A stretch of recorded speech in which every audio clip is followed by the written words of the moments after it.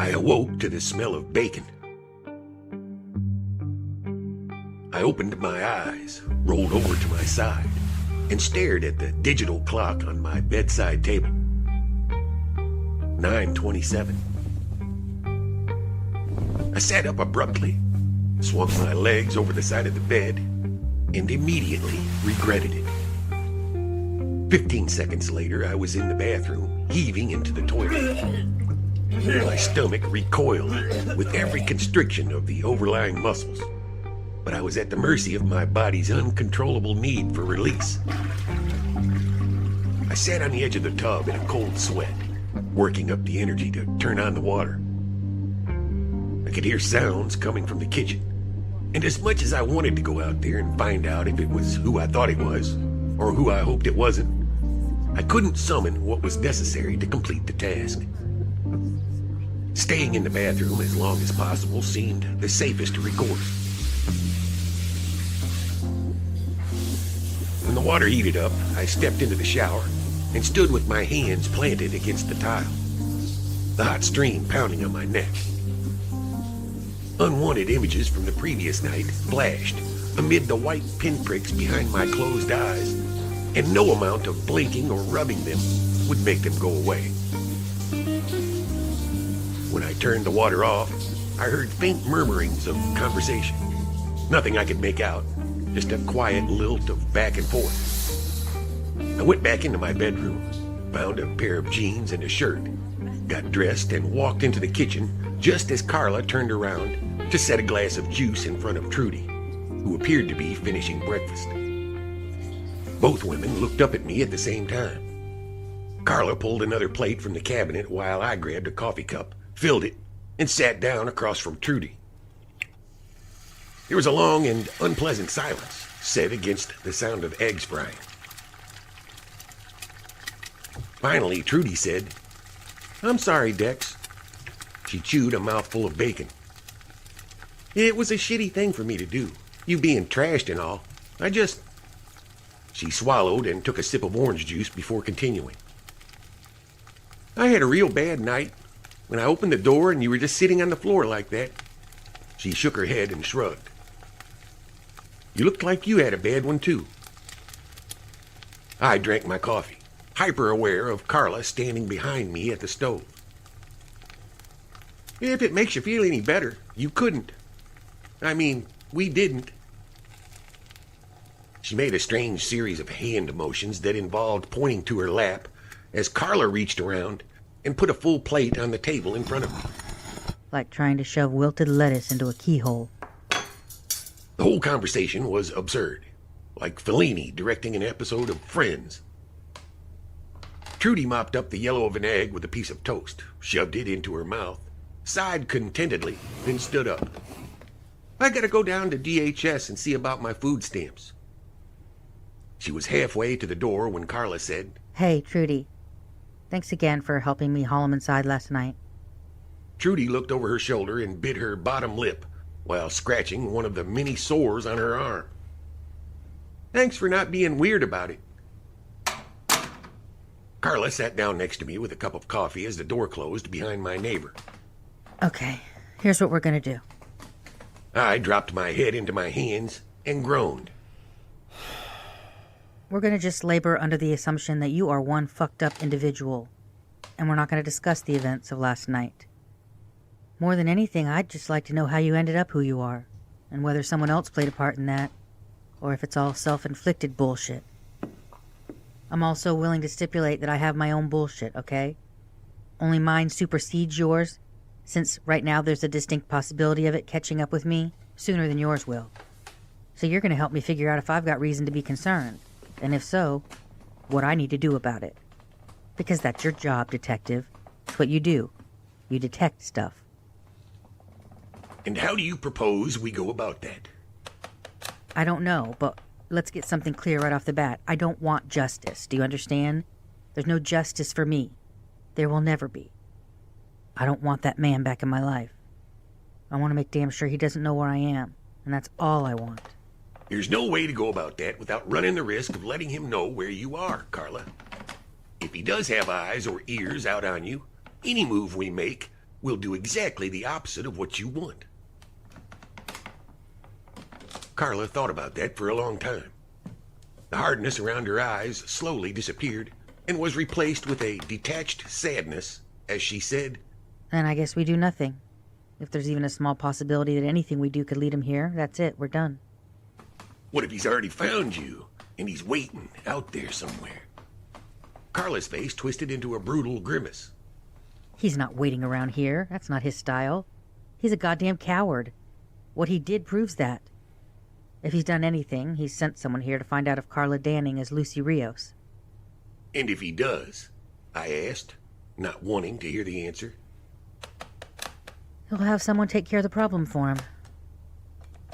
"The person who did what I saw in those pictures is psychotic, Carla." She got up and put the abandoned plate into the sink, trying to distract herself so she wouldn't drift back into that silent place.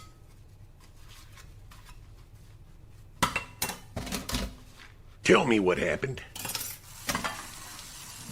She took a deep breath and spoke from behind a wall she'd built around herself, brick by brick, out of anger and remorse and hate.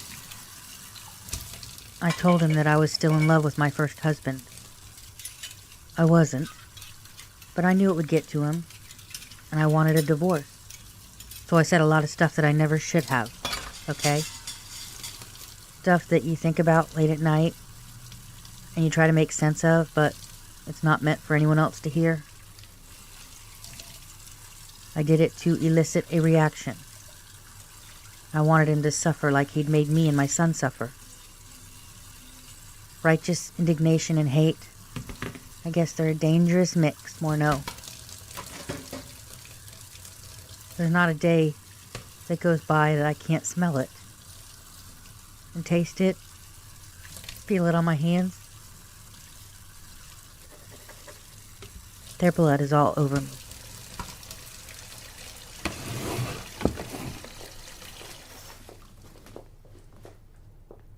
I stood up and paced the kitchen, trying to shake that restless feeling that usually preceded the anger. "Carla, you aren't responsible." She recoiled as I came nearer. Don't. Come to terms with who I am and the damage that I've done. Don't you dare take away the one thing that I have left. I know who I am, and I'll spend the rest of my life trying to earn it, but I sure as hell don't deserve it. Deserve it? Jesus, did she think people got what they deserved and deserved everything they got? I took a breath and then blurted, "I left my wife 2 weeks before she died of breast cancer." Carla slowly tilted her head up to look at me. She wore a wounded expression, like someone you were meant to protect, finally realizing you don't have the power to do so. It was one of those moments you see coming from miles away. You spend half your time trying to avoid it, the other half making excuses for why you shouldn't have to. We were both swimming in a need so great, it rose to a level beyond justification. As I pulled her to me, I knew it was the wrong thing to do. Beneath it all was a desperation that craved a delusion. Allowed me to believe it wasn't a self-serving act to hold her so she could feel something other than an ache that wouldn't ever go away. We were tangled on my bed before I found the resolve to pull myself away. Her reaction gave me a glimpse of what the selfish after would be like. That bitter swell that rises in you when you realize you're still empty. When you understand that no amount of physical intimacy will ever be enough to fill you, because something inside is either missing or was never there in the first place. Hurt, anger, frustration, and disappointment all colored her expression as she reached up and took my hand, tugging me back down. Don't make me beg. You owe me more now. There is something somber about two empty things vainly trying to fill one another. A frantic desire to fix, appease, and console when the source itself is dry. Trying to trick the mind by way of sensation unleashes a flood of emotions that will happily gather to remind you of the ones you are missing.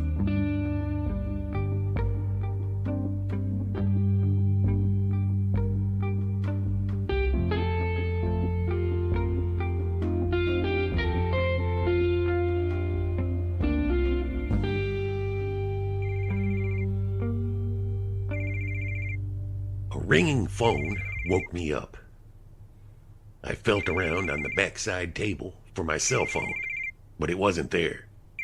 I sat up and noticed Carla was gone. Something poked at me. An unnerving mix of remorse and disappointment. The incessant ringing continued as I padded around the apartment, finally finding its source in the pocket of my discarded jeans. "Yeah?" I grunted into the phone. "Guess whose prints matched the partial on the handle of the knife?" Lash said, with exactly the amount of excitement you'd expect from a man close to solving the last case of his career before retiring to Arizona to spend the remainder of his life never touching another snow shovel. "Who?" I looked at my watch. 1:27. Jesus. I never slept in the middle of the day. And where the hell did she go without a car? Sally Waingrove. Didn't see that one coming. I pulled a bottle out of the cabinet and poured a drink as Lash continued. "Thing is, with those two, we haul them in for questioning. They'll turn on each other quick. That knife had Sally's print on the end, but it's the only match at the crime scene. All the other prints were smudged. Any ideas how we can get her to break? You've spent more time talking to her than I have. It would make my job a whole lot easier if I had something else on her. Motive would be nice, for starters." Stanley mentioned that he and Crystal Bell fooled around a few times. When we asked Sally about it, she said she knew, and they had some kind of understanding. When we first brought it up, I thought I saw something on her face. I don't know. Maybe it bothered her more than she was willing to admit. "First I'm hearing about all this. Sure sounds like a motive to me. Stanley's already screwed with INS. Maybe if we lean on him a bit, he'll give us something we can use on Sally." "If he knows she did it, let me know if I can help." Lash grumbled his goodbye and hung up. I did some grumbling of my own 20 minutes later as I walked into the office. "Geez, woman, how are you getting around town? Your sad excuse for a vehicle is still parked at the Meanwhile." A cab. I'm a regular now. But it would be nice if you'd drive me to my car at some point today. It's been sitting in the same spot since the knife-wielding maniac incident. And I've only spent about 30 minutes at my own house in the past 2 days. Which brings me to my next question. Why the hell do you keep leaving without telling me? You think, considering what's going on, it might be a good idea if you keep me apprised of your comings and goings until we figure this thing out. Keep talking like that, detective, and I might think that you like me. I don't want to have to break in another secretary. Why didn't you pick up your car last night? Because I didn't want to go back there alone. In case you haven't noticed, I'm wearing the same clothes that I wore yesterday. I'm freaked out, Morneau, okay? I admit it. Is that what you want to hear? A long silence ensued. It was obvious she was waiting for the lull in the conversation to segue into some sort of observance of what happened between us earlier. I suspect she also knew that if she waited for me to bring it up, she'd be waiting a long time. Morneau, okay, let's just get this out in the open so we don't have to keep stepping over it. I grunted. That's one of the things that I like about you. You're so predictable. You've got 2 basic settings, sober and evasive, or drunk and unresponsive. Well, catching me somewhere in the middle is your best bet, so we should probably stick a pin in this conversation, I said, knowing full well that would never happen. What happened last night, I enjoyed it, and I'm happy to entertain the idea of doing it again at some point. She tipped her head up and looked at me. I had to stop her before things got out of hand. "Carla, I will never..." I know, that's why it worked. Because I will never either. It's perfect. You're broken beyond repair, and I wasn't built to feel. Not exactly what I expected to hear. What does that mean? Carla's tone hardened. 2 marriages told me everything I need to know. She set her jaw and steeled herself against the tears that threatened to come. My son That was different. I loved my son. But I've never been able to love another human being in a way that I was sad when they were gone. I don't have it in me to feel that way. I wasn't built that way. Carla, 2 failed marriages doesn't mean you're not capable of... I stopped talking when her face contorted bitterly. Her voice is quiet and unrelenting as an impending storm. Please don't tell me how I feel, Morneau. I've lived 43 years on this earth. I know who I am.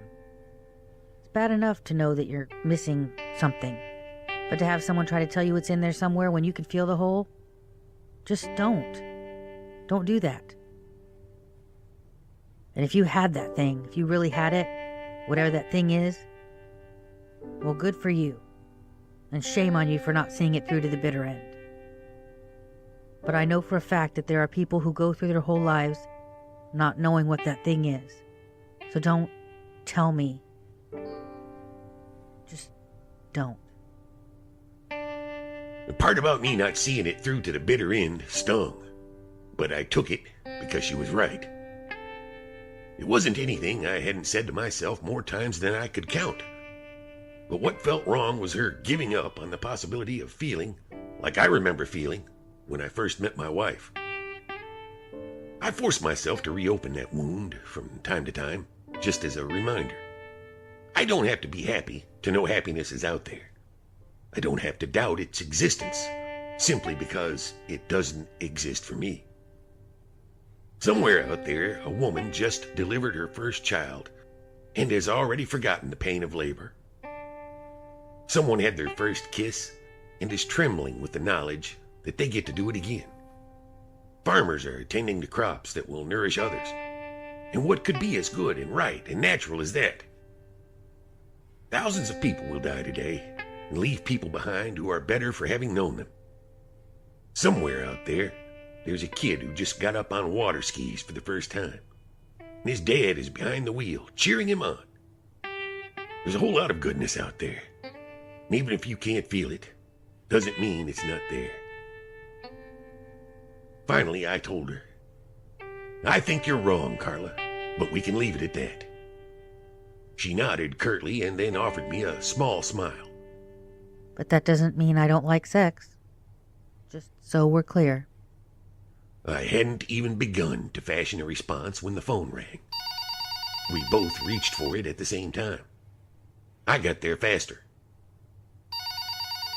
Morneau, I said, and then listened to the voice on the other end of the line introduce himself as Detective William Sanchez with the Orlando Police Department. He was contacting me because my phone number was listed among those on the caller ID at a daycare where one Bethany Keene worked and was found deceased. Carla never took her eyes off my face as I outlined why I had called the daycare. I told him I was trying to track down a previous employee for a client, but was told she no longer worked there. When he asked for the name, I told him it might be a good idea if I spoke with his chief of police. He wasn't happy about it, but I told him I couldn't give him any more information. When he put me on hold, I hung up the phone. Shit. I paced around the room until I could get it out. Bethany Keene is dead. They got my number off her caller ID. God damn it, Morneau. Carla jumped out of the office chair and grabbed her purse. Where are you going? I don't know, but I gotta get out of here. Out of town. Her eyes darted left and right like a cornered animal. Carla! I grabbed her shoulders. Sit down for a minute. Let's figure this out. There's nothing to figure out, Morneau. He found me. That's it. Just wait. Orlando PD will put this together eventually. We need to know what they know. We have to tell them the truth. It might be the only way we can protect you. We've got to work with them. I realized as I said it that we were assuming it was all connected. It was an assumption that my gut told me was right.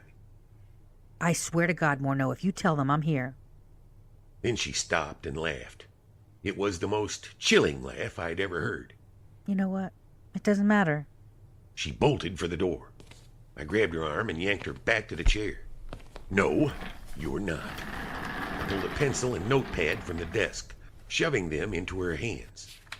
We're going to figure this out first. She looked at me like I was nuts as I barked. 1. I called Bethany on Monday morning around, I thought about it for a minute, 9 or 9:30. She continued to stare at me, so I pointed at the pad and yelled, "Write it down. Spoke to Bethany Monday between, make it 9 and 10 to be safe." Carla scribbled as I continued. 2. Kalamazoo worksite, the buckboard, then Wayne Grove place. Then I found you at the Meanwhile that night. What time? I got there around 8:30. I think you came in about an hour later. She wrote it down as I calculated. We were there about an hour before you went outside to get your purse, and then you were attacked. Let's say between 10:30 and 11, I said, as she stared blankly at me. Write it down. Attacked outside the bar between 10:30 and 11. I continued. I took you to my place, swung by your house to check it out, then went straight to the Wayne Grove place. I remember it was right at 11:45 when we went inside to question Sally. Carla scribbled furiously. When was the first time you went back to your place after the attack? Carla looked up, her brow furrowed. I don't know. I can't remember. Think, Carla. This is important. Sanchez will be calling back any minute. I need to know how much to tell them. Nothing. You tell them nothing. Think. The first time you went back to your place after the attack. I watched her eyes skirting around the room, unseeing, as she backtracked through the past couple of days in her head. I took a cab from your place the morning after the attack. I grabbed some clothes at my place and changed. I made the cabbie wait outside because I didn't want to get to the office late. That was Tuesday morning. Then we had the nut job eviction on Tuesday afternoon. After the eviction, we came back to the office. We had that fight and you left. I stayed for a couple hours to get the billing done. I got a cab home around 7:30 or so. Took a shower, got dressed, called a cab to get me. I was there for maybe 30 minutes.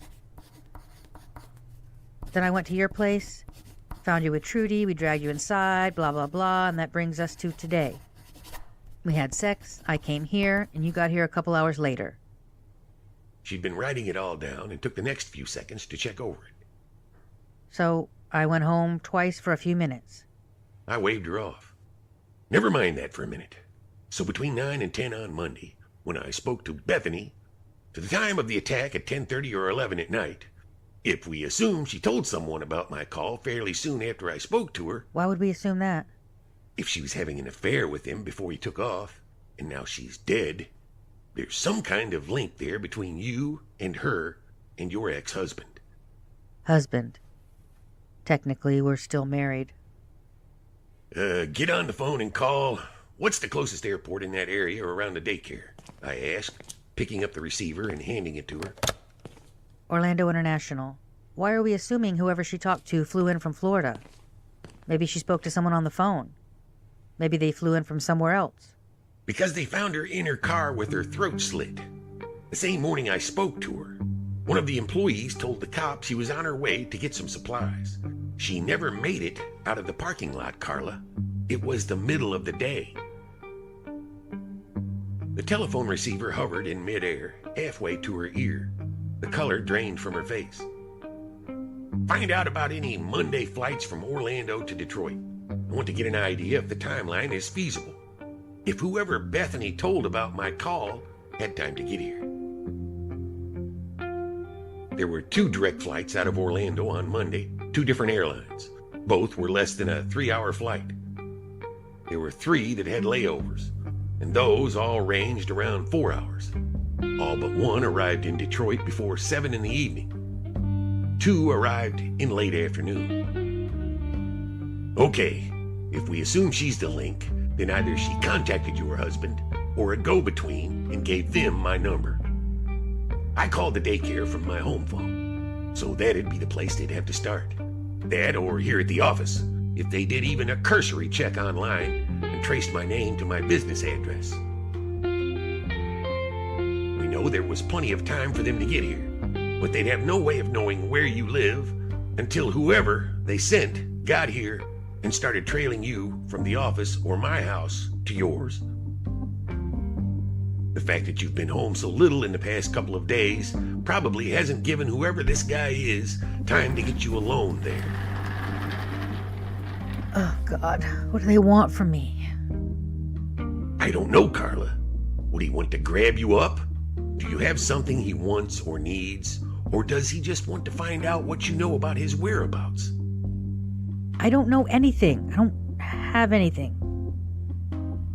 There's some reason he's coming after you, Carla. Whatever that reason is, it looks like he didn't want to risk Bethany telling anyone else. We have to find out why. Our only hope might be the Orlando PD. We need to know what they know. No, absolutely not. When I asked her if she had a better idea, she stood up and grabbed her purse again. Yeah, I can get out of town. As she walked toward the door, I sat down in the chair she'd just vacated.